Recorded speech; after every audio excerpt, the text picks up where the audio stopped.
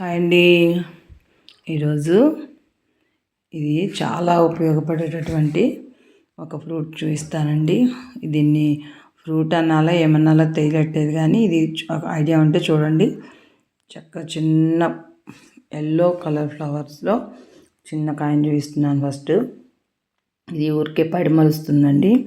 ఇది ఊరికే అంటే పనిమాల వేయాల్సిన అవసరం లేదు. కాకుండానే ఎక్కడైనా సరే గృహప్రవేశాలు జరిగినప్పుడు ఆ తర్వాత దాన్ని అలా పడేస్తే చాలు, సంవత్సరం అయిన తర్వాత అయినా కూడా దీని నుంచి విత్తనాలు జర్మినేట్ అవుతాయండి. ఇదేంటో మీకు ఒక ఐడియాకి వచ్చి ఉంటుంది అనుకుంటున్నాను. ఇదేనండి బూడిద గుమ్మడికాయ, యాష్ గార్డ్ అంటారు కదా ఇంగ్లీష్లో, అదే బూడిద గుమ్మడికాయ. ఇది కంపల్సరీ ప్రతి ఒక్క గృహప్రవేశానికి హిందూస్ చక్కగా కట్టుకుంటారు ఇంటి ముందు. ఎందుకంటే దీనిలో మంచి జెనరిక్ పవర్ అన్నమాట. అంటే అది చాలా రోజులు జీవాన్ని కలిగి ఉంటుంది. 1 year అయినా కూడా దానిలోని విత్తనాలని చక్కగా తీసి అలా విసిరేసినా కూడా పడి మలిచేస్తాయి అన్నమాట. అలాంటి జీవం ఉన్నటువంటి ఈ కాయ చాలా ఉపయోగపడుతుంది. అది మంచిగా పరగడుపున కనుక దీని జ్యూస్ తాగలిగితే మంచి విటమిన్స్ మినరల్స్ ఉంటాయండి.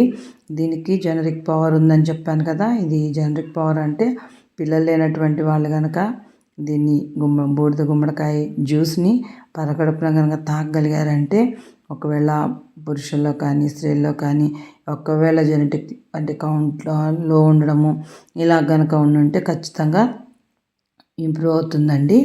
చాలా మంచిది. దీంతో జ్యూస్లు అంటే ఏం వేయక్కర్లేదు. దీన్ని చక్కగా ఆ పైన బూడిదగా ఉంటుందండి. దీని అంతా క్లీన్ చేసేసుకొని ఆ తొక్కతో సహా జ్యూస్ చేసుకొని తాగొచ్చు. ఉత్తిదే తాగొచ్చు. చూసారా ఇట్లా బూడిదగా అవుతుంది. చూపిస్తాను చూడండి. కాయని కట్ చేసుకొని ఇంటికి తెచ్చిన తర్వాత చూపిస్తున్నాను. ఇలా ఇది పైన అంతా బూడిద వస్తేనే లోపల కాయ పెద్దగా ముదిరిపోయి సరిగ్గా అయిపోయినట్టు అనమాట.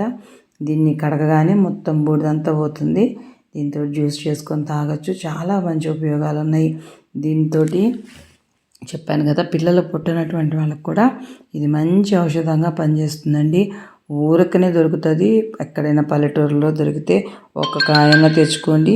ఆ కాయకి చక్కగా బోల్డ్ చెట్లు అవుతాయి. చక్కగా మీ మిద్దె తోటలో కానీ బయట ఎక్కడైనా వేసైనా కానీ పెంచుకుంటే ఇంకొక నలుగురికి పడుతుంది కదా. సో ఇది ఎక్కడికైనా మీకు అనిపిస్తే మాత్రం ఖచ్చితంగా తెచ్చి వాడుకోండి. చాలా మంచి ప్రయోజనాలు అటువంటి ఈ బూడిద గుమ్మడికాయని మన మిద్దె తోటలో కానీ లేదా మన ఇంటి ముందు కానీ పెంచుకోవడానికి ఇష్టపడతాం. కొనకుండానే న్యాచురల్గా ఇలాంటివి పండించుకోవడానికి ట్రై చేద్దాం. ఓకేనా? ఖచ్చితంగా ట్రై చేస్తారు కదా ఈ బూడిద గుమ్మడికాయతో. Thank you for watching my channel. Thank you.